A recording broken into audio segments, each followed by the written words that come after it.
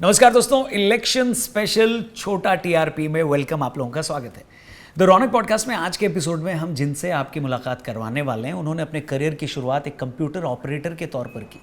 शुरुआती दिनों में इनकी आर्थिक हालत इतनी खराब थी कि संघ कार्यालय में इन्हें रुकने के लिए कमरा दिया गया। कम ही लोग जानते हैं कि प्रधानमंत्री नरेंद्र मोदी जब हरियाणा आते थे तो वो उन्हीं के उस कमरे में रुकते थे।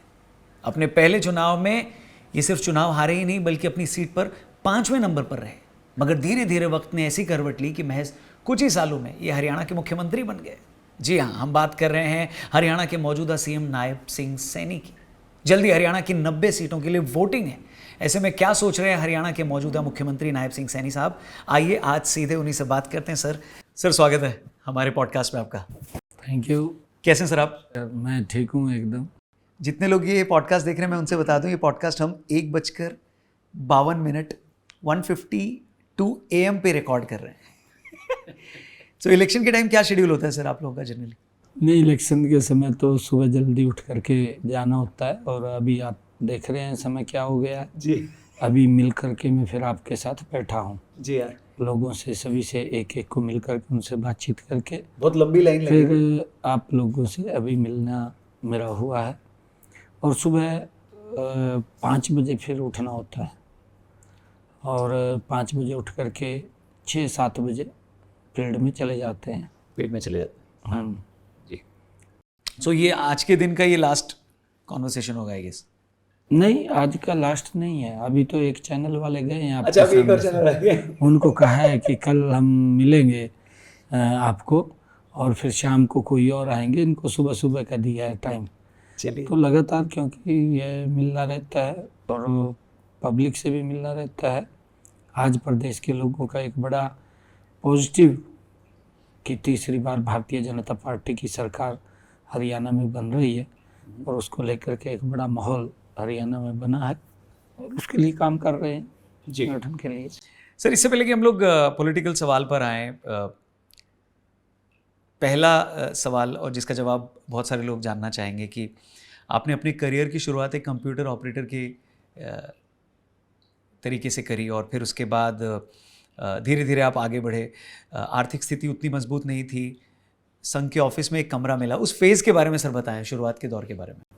देखिए, संगठन के अंदर काम कर रहे थे। संगठन का ही काम करते करते मुझे पार्टी ने विभिन्न जिम्मेवारियां सौंपी हैं, और फिर विभिन्न जिम्मेदारियों का निर्वहन करते हुए लगातार एक छोटे पद से उससे बड़े पद, उससे बड़े पद पर जाते जाते विधायक भी रहा हूँ, सांसद भी रहा हूँ, जिले का अध्यक्ष भी रहा हूँ, युवा मोर्चा का अध्यक्ष भी रहा हूँ, किसान मोर्चे का अध्यक्ष रहा हूँ, ओबीसी मोर्चे का वाइस प्रेसिडेंट रहा हूँ, फिर पार्टी का अध्यक्ष रहा हूँ, और अब प्रदेश के मुखिया के तौर पर मैं हरियाणा की सेवा में लगा हुआ हूँ, और लोगों से मिलता रहता हूँ, बातचीत करता रहता हूँ, और लोग बड़े इम्प्रेसिव भी हैं जी। कि लोगों से डायरेक्ट बात, लोगों से मिलना, कनेक्ट, कोई समस्या किसी की है उसको सुनना, सुन करके उसका समाधान करना हमारी प्राथमिकता है। और आज लोगों का जो एक पॉजिटिव व्यू बना है, पॉजिटिव मैसेज है, तो हमारी डबल इंजन की सरकार ने जो काम किए हैं उसको लेकर के है।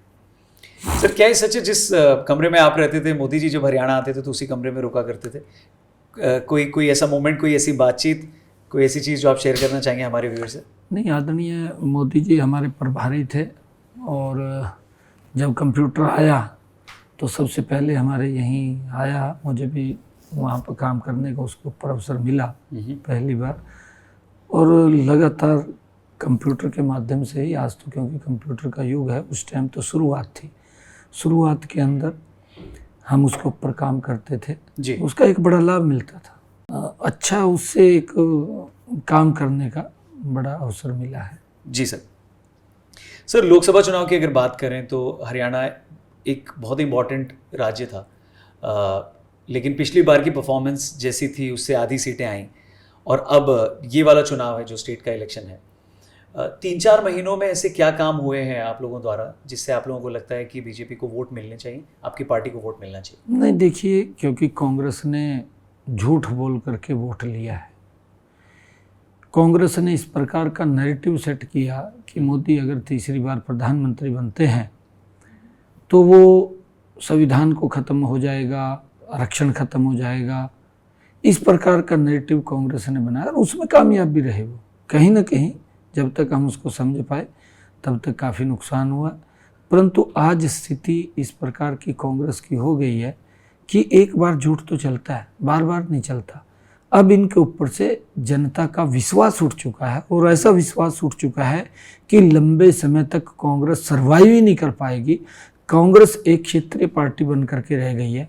आगे भी जिस प्रकार की इनकी हरकतें हैं, जिस प्रकार से ये काम करने का इनका तरीका है, देश इनको बिल्कुल नकार चुका है और ये सर्वाइव नहीं कर पाएंगे, क्योंकि लोग देखते हैं क्या कर रहे हैं क्या नहीं कर रहे। एक बार तो झूठ चलता है, बार बार झूठ नहीं चलता। अभी ये अपना घोषणा पत्र लेकर के आए, जिसको राष्ट्रीय कांग्रेस झूठ पत्र भी कहा जाता है। वो झूठ पत्र इस प्रकार का है, ये पहले तो हिमाचल लेकर के गए, फिर कर्नाटक लेकर के गए और फिर ये तेलंगाना में लेकर के गए। वहाँ से लोगों को सजबाग दिखाए। 2 साल हिमाचल में हो गए हैं, 2 साल कर्नाटक में हो गए, लगभग 1.5 साल के करीब तेलंगाना में भी सरकार को हो गया। आज तक एक भी वायदा पूरा नहीं किया, सजबाग दिखा दिए। लोग इनको ढूंढ रहे हैं, लोग देख रहे हैं कि हमें जिज्ञासा को जगाकर लोगों की, उनको सजबाग दिखा करके वोट बटोर लिया और उसके बाद इन्होंने कुछ किया नहीं। भ्रष्टाचार के सिवा सिर्फ भ्रष्टाचार करते हैं। लोगों के मन से बहुत बुरी तरीके से कांग्रेस पार्टी उतर चुकी है और कांग्रेस पार्टी अब सर्वाइव नहीं कर पाएगी। जिस प्रकार की इनकी हालत है या जिस प्रकार की इनकी लीडरशिप की हालत है, लीडरशिप के अंदर इतना विश्वास नहीं है। पहली बार मैंने देखा है कि कोई राष्ट्रीय दल 2 बार अपना घोषणा पत्र जारी करता हो। एक दिल्ली में किया, अब चंडीगढ़ में किया। इनको ये विश्वास ही नहीं है कि हम जो बोल रहे हैं कि लोग उसको ऊपर विश्वास करें, क्योंकि लोगों ने नकार दिया उसको कोई रिस्पॉन्स नहीं दिया, फ्यूज कर दिया उसको। और फ्यूज करने का ये है कि उन्होंने दूसरा अपना मैनिफेस्टो उतारना पड़ा, क्योंकि झूठ के सहारे के ऊपर वो बना हुआ है। और जो पीछे भी मैनिफेस्टो थे कभी भी इन्होंने लागू नहीं किया। विश्वास कैसे करें लोग इनके ऊपर? विश्वास एक तरफ कांग्रेस को ये कहा जाता है कि उन्होंने जब भी अपना घोषणा पत्र जारी किया अलग अलग राज्यों में भी, तो उन्होंने फ्री की बहुत सारी चीज़ों की बात करी, बड़े सारे वादे किए। क्या इस बार हरियाणा में जो आप लोगों ने संकल्प पत्र जारी किया, क्या ऐसी कोई उसमें बात नहीं है फ्री की बात, या ऐसी बात जो जिसके लिए अक्सर कांग्रेस को क्रिटिसाइज किया जाता था, क्या आप लोग उनसे अलग हैं? फ्री का विषय नहीं है इसके अंदर, सुविधा की बात होती है। कांग्रेस फ्री की बात करती है, फ्री बोल करके शोषण करती है। एक योजनाबद्ध तरीके से हम देखते हैं कि हमारा बजट कितना है, उस बजट के आधार के ऊपर हम कुछ न कुछ संकल्प करते हैं, लोगों को सुविधा मिले और वो सुविधा देने का हम काम करते हैं। और हमने पीछे भी जो बातें कही हैं, आयुष्मान कार्ड का है 5 लाख रुपए का देंगे, दिया ना, चल रहा है ना, दे रहे हैं। प्रधानमंत्री आवास योजना कहा है, मकान बना करके दे रहे हैं ना। लगभग पूरे देश के अंदर अगर हम बात करें 4 करोड़ से ज़्यादा नए मकान बना करके दिए हैं, सड़कों का जाल बिछाया है, वंदे भारत जैसी ट्रेन चली है, नए एयरपोर्ट बने हैं, नए मेडिकल कॉलेज बने हैं, नए यूनिवर्सिटीज़ बनी है, नए आईआईटी बनी है, नई आईआईएम बने हैं, नए गवर्नमेंट कॉलेज बने हैं, नई आईटीआई बनी है, नई पॉलिटेक्निकल बने हैं ना। अगर हमने कुछ एक योजनाबद्ध तरीके से काम किया है तो उसका लाभ योजनाबद्ध तरीके से हमने पहुंचाया है। तो जनता पे उनके बातों का असर हो जाता है जनता पे? बिल्कुल होता है। अगर हम देखते हैं आज सड़कों का जाल बिछा, उसके साथ साथ अगर जहां रेलवे के फाटक थे 2014 से पहले, अंडरपास, यूआरबी, ओआरबी खड़े हो गए हैं, आज लोगों को सुविधा मिल रही है।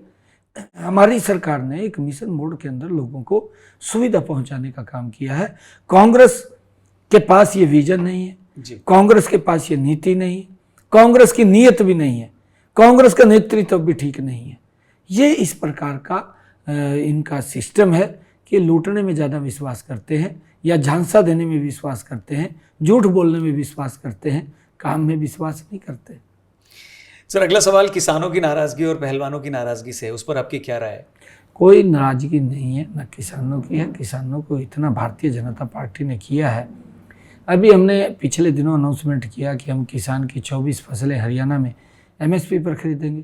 हमारे किसान भाइयों जो संगठन थे उन्होंने आकर के उसको प्रशंसा की, एप्रिशिएट किया कि ये अच्छा निर्णय किया।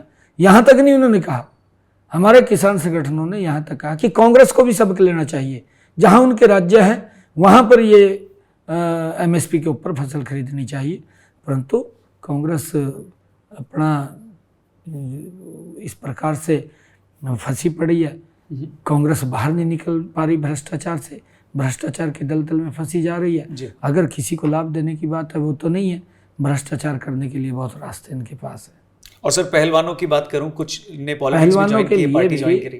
पहलवानों के लिए भी हमने बहुत काम किए हैं। अगर आप 2014 से पहले हर देश के अंदर देखें और हरियाणा के अंदर देखें कितने मेडल आते थे।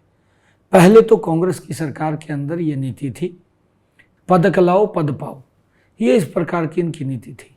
आज हमारी सरकार के अंदर जो खिलाड़ियों को मजबूती के लिए उनको एक प्लेटफॉर्म दिया जाता है कि वो कहीं पर भी अगर अपनी कोचिंग लेना चाहें, सरकार पूरी मजबूती से उनके पीछे खड़े होकर के उनको आगे बढ़ाने का काम करती है।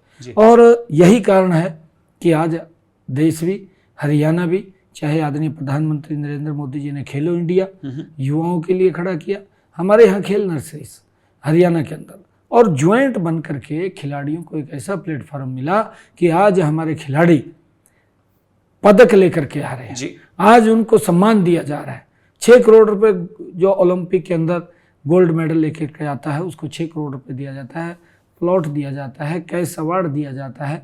ये हमारी सरकार के अंदर खिलाड़ियों को उत्साहवर्धन करते, उनको आगे बढ़ाने का काम पहली बार हमारी सरकार ने किया है। और वही कारण है कि आज हमारे खिलाड़ी इतने पदक लेकर के आ रहे हैं। उनका हम बिल्कुल उनको धन्यवाद देते हैं। और जो खिलाड़ियों की आप बात कर रहे हैं, कांग्रेस ने उनके कंधे के ऊपर बंदूक रख करके चलाई है। उनको समझ में आ जाएगा, अभी चुनाव के बाद 8 तारीख के बाद उनको समझ में आएगा कि कांग्रेस ने हमारा यूज किया है, हमारा यूज करके उन्होंने अपना उल्लू सीधा करने का काम कांग्रेस पार्टी ने किया है। और सर कांग्रेस अग्निवीर योजना को भी एक मुद्दा बना रही है। आपने अपने संकल्प पत्र में घोषणा करी है कि हम सत्ता में आए तो भूतपूर्व अग्निवीरों को सरकारी नौकरी देंगे। कांग्रेस कह रही है कि उनके दबाव में आपको ये घोषणा करनी पड़ी है। किसके दबाव में? उन्होंने लगातार इस मुद्दे को उठाया, इसलिए आप लोगों ने ये घोषणा करी है। कांग्रेस का क्या दबाव था हमारे ऊपर? कोई दबाव नहीं था। ठीक है, हमारी योजना है। आदरणीय प्रधानमंत्री जी ने अग्निवीर लेकर के आए, उनका ये मार्मिक विषय है। हमने कहा है कि अगर कोई अग्निवीर वापिस आता है, बहुत सारे तो वहीं रजिस्टर हो जाएंगे, अगर कोई वापिस आता है तो उसके लिए हरियाणा सरकार में पक्की नौकरी देने का काम हमारी सरकार करेगी 4 साल के बाद। अगर कोई अग्निवीर अपना काम करना चाहता है, बिजनेस करना चाहता है, 5 लाख रुपया बिना ब्याज के उसको उपलब्ध कराने का काम करेंगे। ये तो हमने कहा है। इनका दबाव क्या है? इनका कोई दबाव नहीं है। ये तो मैं तो कांग्रेस के लोगों को ये कहना चाहता हूँ, अग्निवीर की चिंता छोड़िए, अग्निवीर की चिंता करने के लिए हम हैं। आप अपनी चिंता कीजिए, 8 तारीख के बाद आपका सुपड़ा साफ हरियाणा प्रदेश की जनता करने वाली है। आप अपनी चिंता करिए। सर लोकसभा चुनाव के बाद एक थियरी बड़ी चली थी और इसके बारे में काफ़ी चर्चा हुई कि शायद संघ का उतना ज़्यादा सपोर्ट नहीं था, इस वजह से सीटें कम आई। हरियाणा चुनाव में क्या इसके बारे में क्या रीडिंग है आपकी, इस पे क्या कहेंगे? नहीं, देखिए वो सामाजिक संगठन है, संघ सामाजिक संगठन है, देश हित में काम करता है। कोई राजनीतिक पार्टी का काम थोड़ी करता है, राजनीतिक पार्टी का काम नहीं करता। ये किसने कहा है?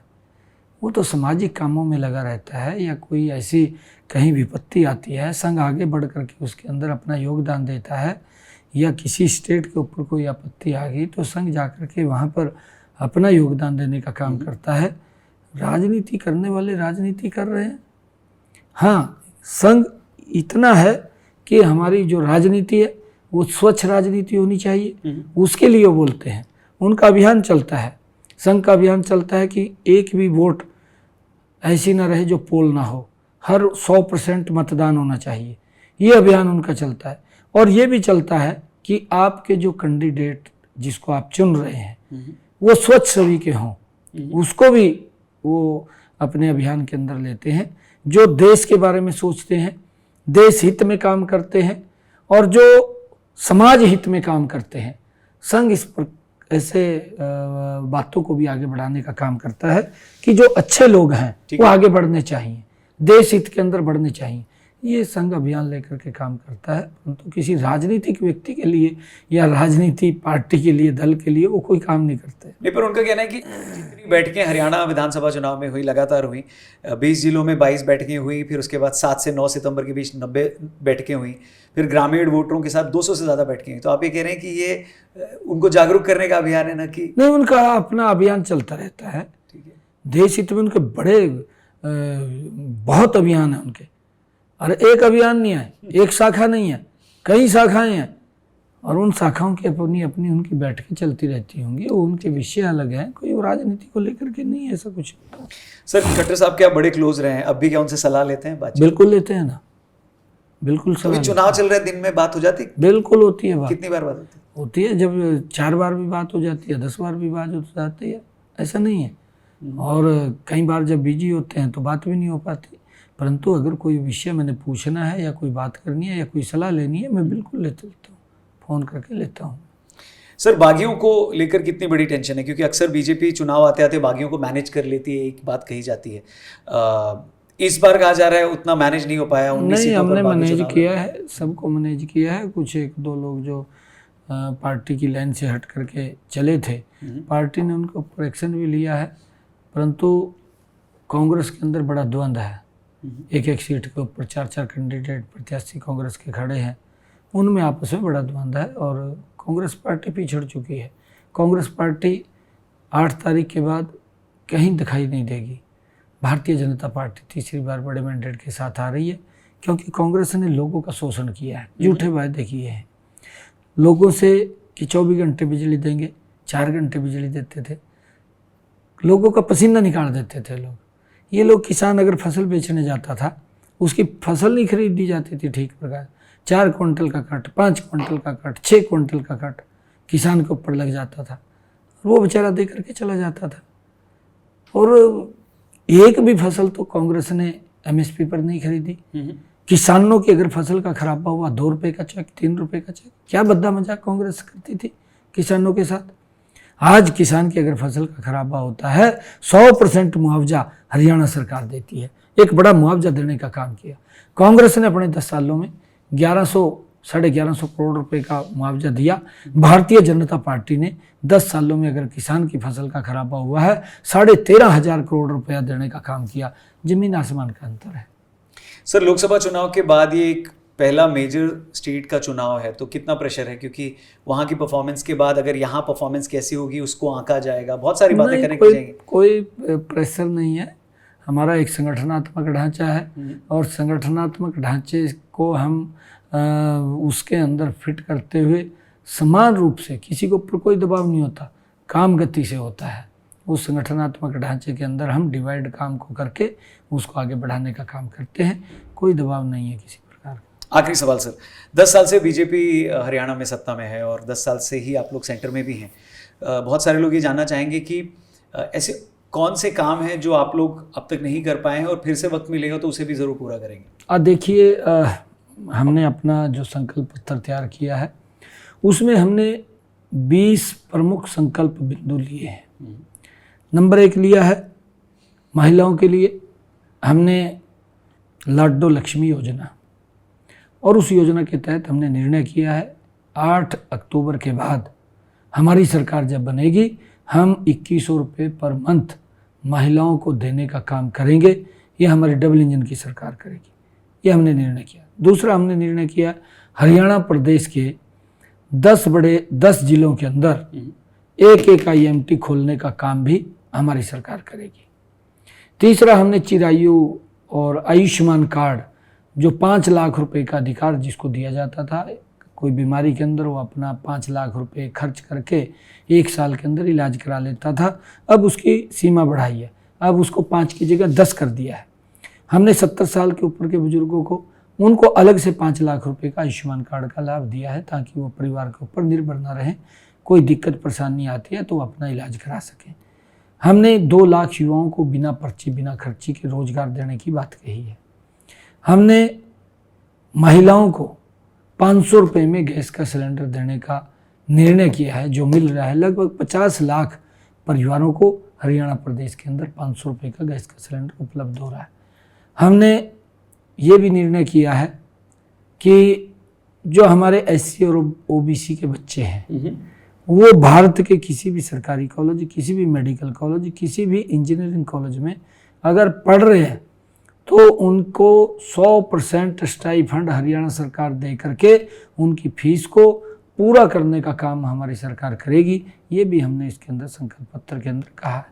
हमने बहुत सारे काम कहे हैं जिसका लाभ आने वाले समय के अंदर हरियाणा प्रदेश के लोगों को मिलेगा और हम इसको मजबूती से लागू करने का काम करेंगे। और भी बहुत सारे मैनिफेस्टो से हट करके काम होते हैं जिनको हमारी सरकार लगातार मिशन मोड के अंदर काम करने का कार्य करेगी, जिससे कि लोगों को इसका लाभ मिले। सो कुछ ही घंटों में वोटिंग है। प्लीज़ जितने भी यंग वोटर्स ये पॉडकास्ट देख रहे हैं सर, उनसे क्या कहेंगे? एक मैसेज दीजिए, क्योंकि कई सारे लोगों के लिए ये पहला चुनाव होगा। मैं सभी यूथ को इस बात के लिए आग्रह करूंगा कि इस लोकतंत्र की स्वच्छता के लिए, लोकतंत्र मजबूत हो, उसके लिए हम सब ने अपना वोट अवश्य पोल करना चाहिए। क्योंकि हम ही यंग साथी हैं जो एक सोचते हैं कि हमारा देश मजबूत हो, सशक्त हो, आगे बढ़े, और वो सोच हमारे यंग यूथ के अंदर है। मैं सभी यूथ से अपील करूंगा कि कभी भी इस प्रकार का मन में बात ना रखें कि भाई मेरे वोट पड़ने से कोई नुकसान नहीं होगा। एक एक वोट का लाभ होता है, एक एक वोट का नुकसान होता है जी।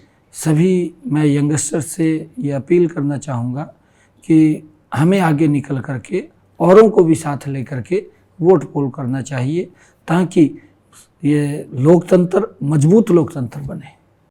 Thank you very much sir. चलते चलते क्या प्रेडिक्शन है सीट्स की आपके हिसाब से? नहीं, देखिए, भारतीय जनता पार्टी बड़े मैंडेट के साथ खुले सरकार बना रही है। कोई नंबर? खुले उससे सरकार बना रही है। कांग्रेस देखेगी कि नंबर हमारे कितने रह गए हैं, कितने आए हैं। भारतीय जनता पार्टी बड़े मैंडेट के साथ सरकार बना रही है। Thank you very much sir. Thank you very time. Thank you, नमस्कार। Thank you very much sir अपना समय देने के लिए। दोस्तों, इस पॉडकास्ट को और भी लोगों तक जरूर पहुंचाइएगा, शेयर करिएगा, हमारे चैनल को भी जरूर सब्सक्राइब करके जाइएगा। और अगर आप हरियाणा से हैं और वोट देने के लिए एलिजिबल हैं तो वोट देने की अपनी जिम्मेदारी और ताकत को ज़रूर समझिएगा। इस उंगली पर स्याही ज़रूर लगवाइएगा, क्योंकि अगर वोटिंग के दिन आपने उंगली नहीं उठाई तो फिर 5 साल भी आपको उंगली उठाने का हक मिलेगा नहीं। सो प्लीज़ अपनी इस जिम्मेदारी को समझिए, वोट देने ज़रूर जाइए। जल्दी मिलते हैं एक और अमेजिंग पॉडकास्ट के साथ, only on the Raunak podcast. Thank you for watching. जय हिंद।